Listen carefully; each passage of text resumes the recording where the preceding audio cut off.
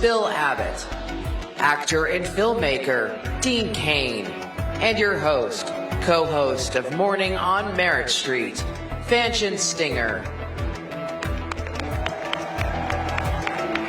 Wow. That's her. I know I'm going in the middle. Here. Well, hello, CPAC. Wait a minute. I don't know if I heard that right. Hello, CPAC. Well, we are delighted to be with you this afternoon, but there's one thing we're going to get started and declared right off the bat. CPAC, revival is here. Woo! Revival is here. I know so many of you, myself included, have been praying for revival. We have been praying for our country. We have been praying to return back to the Christian Judeo values that our country is founded on and those great freedoms that we all are blessed to enjoy. So today, we are delighted and honored to talk with you about where we've come, where we are, and what God has for this country in the future. Amen? All right, let's get started. Well, Bill and Dean, it's surreal to be able to sit here and have a conversation with both of you because both of you are so integral in terms of this journey we have all been on. Bill, I want to start with you. We know you have a stellar background. You have led the faith and media movement with your positions throughout the years. Now you're with the Great American Media Corporation. You're leading that. There's so many projects that you have now, more that are coming. But a lot of us have heard your name. A lot of us have watched your entertainment. We're so excited about what you're doing, so thank you for that. I want to start with something that I don't know that you have touched on in public. But we're among family, so we're going to do it right here, right now. You were previously with the Hallmark Channel, and all of a sudden one day you were gone. And you have not really given us the behind the scenes, the scoop, that's what our journalists like to get, in terms of what really happened. Would you like to talk about that for the first time right here publicly? Of course, sure. I'm dying to hear this story. I really want to hear. Well, we worked together a lot at that time. Yes. And we will work together. At the Hallmark Channel, but amazingly, after you left, I didn't work at the Hallmark Channel anymore. Well, you're next. After he tells his story, your story's coming. No. Well, you know, so we had a great team at Hallmark that built an incredible franchise and a great brand and a network and a bunch of networks, actually. And we got to the point in 2017, we were #1, fourth quarter, with Countdown to Christmas, and very successful. And at that point, though, you could see the change in, you know, the chairman and the management at the parent company and the family to become much more woke and DEI-driven, very DEI-driven. And so, you know, they were in DEI before it was cool to be in DEI. Mm-hmm. And the reality of that was that we were serving an audience that was focused on family-friendly content and faith-based content, that they wanted traditions, they wanted values, they wanted to see that expressed on TV. And so there was tremendous pressure from the family to make changes. So at some point then you decided and you stood up and had the courage to say, I'm not going along with this. I heard, and maybe this little birdie told me the right information or the wrong information, but there was an incident that happened with the White House tree lighting.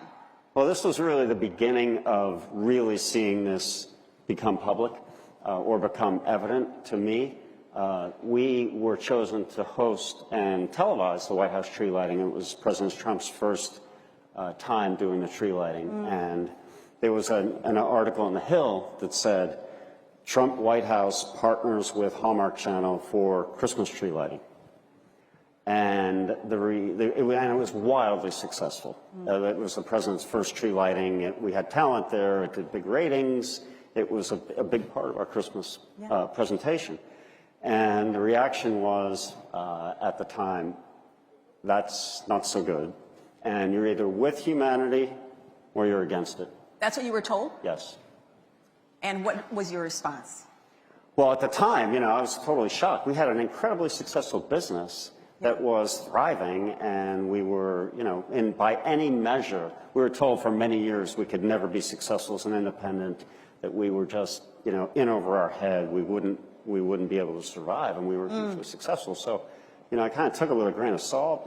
At the time, though, I was, you know, very shaken by that thinking, and then you saw it become more pervasive over the next couple of years. So, you know, and we had an audience that was so loyal, loved what we did so much, and they had nowhere else to go on TV. There are many places, any place you want to go, you're going to find different type of content that is not family friendly and values based. When you're faced with something like that, there had to be a level of heartbreak there, because you've poured your life, you've poured your career into that, you've poured your mission, your testimony, your own personal faith into that, and when you come to a moment like that. And reading notes from viewers who were just so disappointed with, you know, what the direction was is heartbreaking. Wow. Dean, you were with Hallmark Channel as well. Of course, you guys have a history. And you left. Tell us a little bit about your personal experience. By the way, did I host that Christmas meeting? I did host that. As a matter of fact. Did you know that was going on behind the scenes at the time? No, I was too busy working for him. I didn't know that was happening. I didn't realize that was the feedback, which is amazing, because I remember it being a very successful event. It was great fun. And, it's shocking to hear that. It's actually ridiculous. And, you know, when Bill left Hallmark, I was shocked as well, because I had been doing a lot of films for them, and I enjoyed them so much. I'm a single father, and I wanted to make a lot of content that my son could see and my family could see and be around that, and that I wanted to watch. And you really built an incredible brand. Absolutely. And then all of a sudden, Bill was gone, and my phone never rang from Hallmark again. And I was like, wow, okay, whatever has happened with the sort of the wokeness, there wasn't going to be me on the other end of the line, which I was okay with. I mean, I had plenty of other things to do. But I found that shocking. I love what you've built. Congratulations again. But it's just that you've proven that what you're putting out there is what people want to watch. And that's fantastic. You know, as far as being canceled, they tried to cancel me in Hollywood so many times. If an actor speaks up on something, listen, and for actors, go ahead and speak up or don't. It doesn't matter to me. I would work with Robert De Niro. He's a great actor. I don't like his politics. You know, Rob Reiner, very good director. Still work with him, and I don't think it works the other way around. Like, I don't think Rob Reiner, and I've met with Rob since, and he didn't hire me, but it could be for many reasons. But, you know, you just sort of wonder, you know, why it's so solid, such a solid wall on one side and not the other. So I don't think I've ever really been canceled, because I continue to work constantly, and I voice my opinion, and thank you. Well, absolutely. There is an element of courage when it comes to pressure from the world. And as Christians, we need to understand that we are called to be bold. We're called to be confident, and we're called to operate in excellence at all times. It's interesting because now there is a headline of an article in the New York Times that reads, "This ought to be good. The woke movies era is over." That was the New York Times. Absolutely. And I want to read this other, because I want both of you to kind of speak to this, because you have been on the forefront of leading by example when it comes to standing up. There is a cultural shift. This is a quote. And this cultural shift is not merely a trend. It is a revival that has the potential to reshape society in ways that will make the powerful take notice. It is not about political parties, yet its impact will be felt across the political and cultural landscape as young people find hope and identity in Christ and step up as the next generation of leaders. That is where we are. Are you sure that was the New York Times? That was not the New York Times. Oh, that part wasn't. That was the Christian Post. There we go. There you go.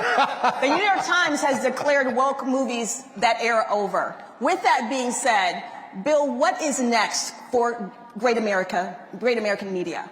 Well, we're going to be true to who we are. We will never compromise our values. We will never change. And we don't care what the environment is. We will be serving the viewer, which we believe, by the way, is the vast majority of the country who want to see faith-based content that's family-friendly and supports the country and isn't derisive of those elements. So we will never change who we are. What is the importance, Dean, because you have been very outspoken, like you said. It is not the majority of the country that was asking for the woke content that was being put out. I work for Dr. Phil's Merit TV, and Dr. Phil has done so much research on this fringe that seems to have the microphone. You have challenged that.